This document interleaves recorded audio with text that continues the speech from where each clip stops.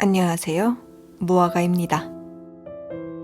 지난 영상에 음양은 밥이고 똥이다 라는 말을 했었죠. 밥이 들어와야 똥이 나간다. 즉, 음과 양은 고정된 두 개가 아니라 끊임없이 순환하는 에너지의 흐름이라는 이야기였습니다. 그렇다면 오늘은 그 음양 안을 조금 더 들여다보려 합니다. 양이지만 안에 음이 흐를 수도 있고, 음이지만 속에 양의 기운이 숨겨져 있다면, 그 미묘한 결을 읽는 언어, 바로 사상입니다. 우리가 흔히 한의원에 가면 태양인, 소양인, 소음인, 태음인 중에 하나에 속한다, 이런 말을 들어본 적이 있죠. 이것이 사상에서 출발한 사상의학입니다. 사상이란 태양, 소음, 소양, 태음, 이렇게 말 그대로 4개의 상입니다. 음양편을 보고 오시면 이해하기 조금 더 쉬우실 겁니다. 그럼 사상을 나타내는 효와 의미를 알아봅시다. 태양이란 뭘까요? 양효가 있었는데 그 위에 양효를 하나 더 그렸습니다. 양은 확장되고 나아가는 성질이라고 했죠. 그런데 양효가 2개예요. 양 중에 양이라는 말입니다. 양으로 태어났는데 양의 성질을 가지고 있다는 거죠.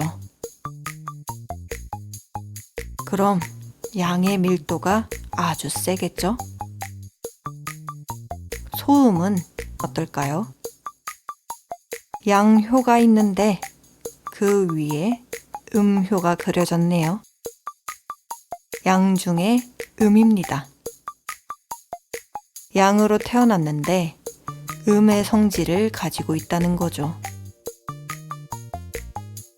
그럼 양과 음의 밀도가 태양과는 다르겠죠.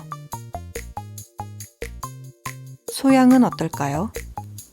음으로 태어났는데 양의 성질을 가지고 있다는 것이고, 음의 수렴하는 성질에서 양의 기운을 가지고 있으니 또 살짝 다르겠죠.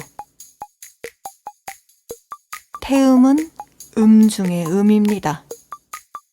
음효에 블랙홀이 2개나 있죠. 음으로 태어났는데 음의 성질을 가지고 있다는 것입니다. 그럼 태양과는 정반대로 음의 밀도가 아주 셀 겁니다. 이렇게 효의 구성으로만 봐도 에너지의 흐름과 관계가 다르다는 게 조금씩 느껴지시죠? 이 4가지는 정적인 성격 유형이 아니라 음양을 이야기했던 것처럼 움직이는 방향과 에너지의 밀도입니다. 사람으로 비유를 해볼게요. 음양의 관점에선 여자냐, 남자냐로 나눌 수 있었을 테지만 사상으로 보면 더 세부적으로 나눌 수 있죠. 남자로 태어났지만 섬세하고 감정에 예민할 수 있습니다. 양으로 태어났지만 음의 성질로 조용하고 섬세할 수 있다는 거죠. 하지만 중요한 건 고정된 분류가 아니라는 것입니다. 사상은 당신은 소양인입니다 라고 단정하는 언어가 아닙니다. 소양도 어느 날 태음으로, 태양도 어느 순간 소음으로 바뀔 수 있어요. 기운은 흐릅니다. 그건 성격이 바뀐 게 아니라 지금의 상황, 관계, 시점에 따라 드러나는 상태가 달라졌을 뿐이에요. MBTI로 말하자면 내향적인 I가 어떤 환경에선 외향적인 E처럼 행동하는 것처럼요.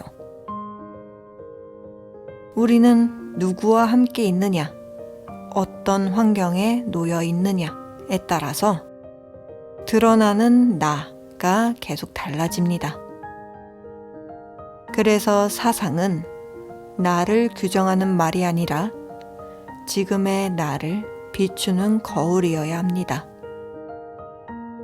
어떤 사람과 함께 있을 땐 소음 같던 내가 다른 사람 앞에선 태양처럼 웃고 말하죠. 그건 나가 바뀐 게 아닙니다. 관계가 바뀌었고 나의 흐름이 움직인 것뿐이에요.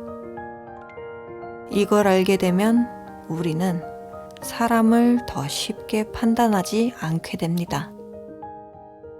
쟤 원래 저래가 아니라 지금은 그런 흐름이구나 라고 바라볼 수 있게 되죠. 그때부터 세상을 있는 그대로 보기 시작합니다.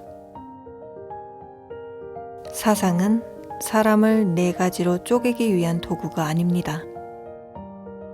그건 음량을 더 정밀하게 듣기 위한 감각, 나와 당신을 더 깊게 이해하기 위한 흐름의 언어입니다.